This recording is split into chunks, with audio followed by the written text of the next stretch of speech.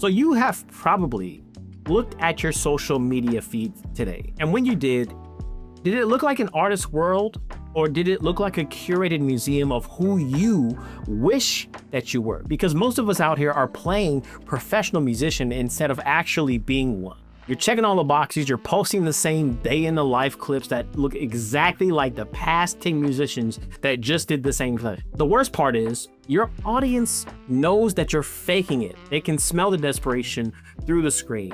They know when you're performing a personality versus sharing your actual soul. So let's get active, because I've got 5 strategies that are actual catalysts for your brand moving forward. I want you to hear these out. Take notes, because we're diving in.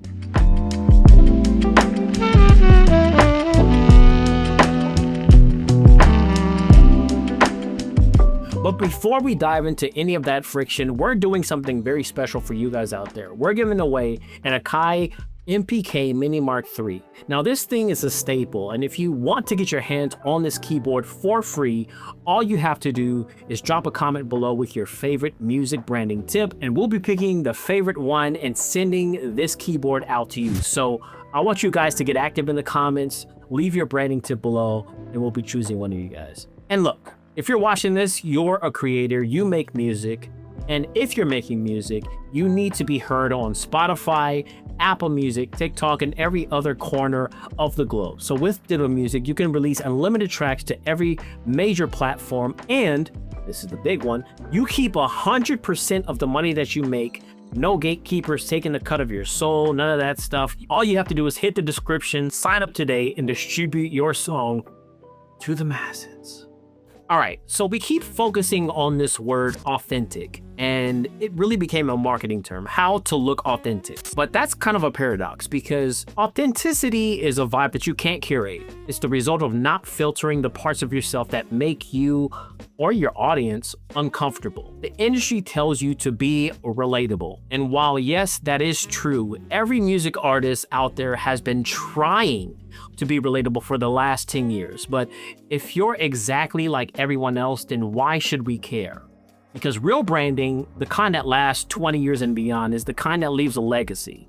It's about friction. See, because the greatest musicians do not conform. They push the boundaries of what's normal and create a uniqueness that nobody else can replicate. Because this is all about the parts of you that don't fit that mold. So think about artists like Tyler, the Creator, or Billie Eilish in their early days, because they didn't really polish their edges. They made these edges sharper because they didn't care about what the industry standards said about a pop star or a rapper and what they should look like. They embraced the rebellion, because what most of us don't understand is that the authenticity isn't about being nice or accessible. It's mostly about never before seen freshness that only comes when you stop trying to please your ghost audience and you start pleasing yourself. Because yes, a musician making music is for the audience. However, that first person in your audience is yourself.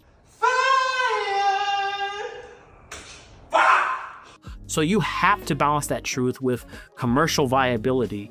But hear me out. If you lose your truth, the viability doesn't matter, because your career will be dead inside before the check even cleared. Now, first on this list is experimental world building. We have to stop thinking about our content and start thinking about access, because most artists will post a link to a song and hope for a click. A modern artist creates an event. Frank Ocean is a big example of this, because when he did that endless stream, he was basically forcing you to experience the friction of time with him. That's a brand. That's a world he created for you to observe and watch. And you don't necessarily have to do the exact same type of thing that he did, but pay attention to the fact that he did something out of the norm. Second is collaborative friction. Everyone tells you to collab with people within your niche, but that's pretty boring. Now, there's no problem with that, but you want to do something even further. You want to create a what the hell is this moment? Something that's going to keep people talking, keep people remembering who you are. You have to make people feel something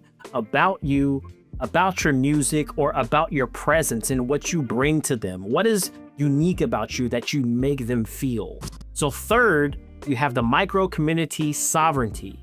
You forget about the 10K monthly listeners. That's a vanity metric used to keep you boxed into a cage. Can you get 100 people to care enough to join a space where you actually talk back to them? Because one big thing that I've learned from popular artists like Ryan Leslie is that sovereignty is having a direct line to a community that would buy a t-shirt from you even if you didn't have a hit. I don't know if you ever heard about this 1,000 true fans thing, but this is one of the main ways that people like us independent artists, if you find 1,000 people who are willing to pay $100 per year for you, that's $100K in your pocket.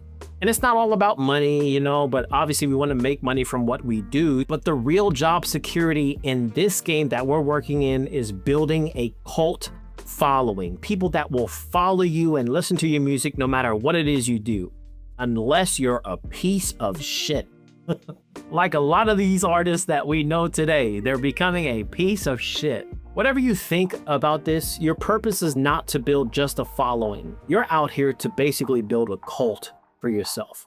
People that follow you regardless of the music that you put out. If they don't like it, if they do like it, they like you for who you are. And maybe there's one song that they just don't feel, but because they like all your other music and because they like you as a person, they're gonna stick around. And that's really a part of branding. That's what keeps people attracted to who you are as an artist. Now, fourth is a visual mythology. So your visuals shouldn't just look cool, but they should mean something. Every color, every grain on the film, every distorted frame should be a clue to the story that you're telling. So if your brand is about burnout and mental health, which is something that I've been neck deep in lately, then your visuals should feel tight. Don't show me the success, show me the struggle that you're facing, because we see success all over the feed today because that's all people want to share. They don't want to share their struggles. They don't want to share their personal life. I'm only satisfied with the chorus. I'm not 100% enjoying this, but this is part of making music.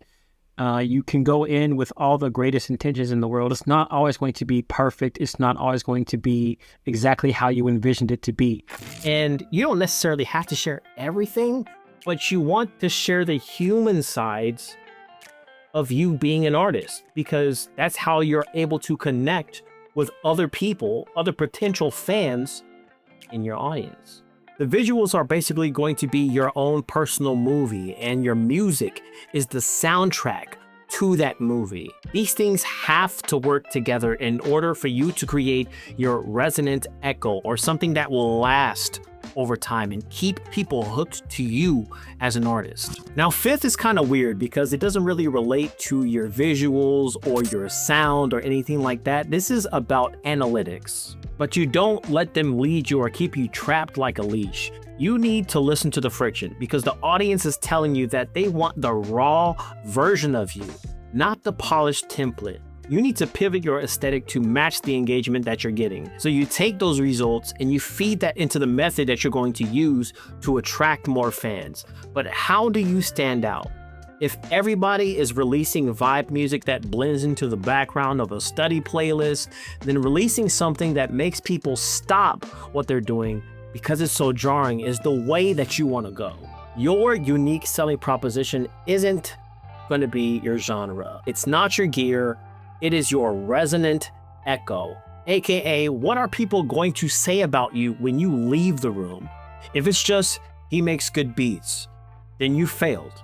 If it's, he makes me feel like I can survive my own brain, then you've won.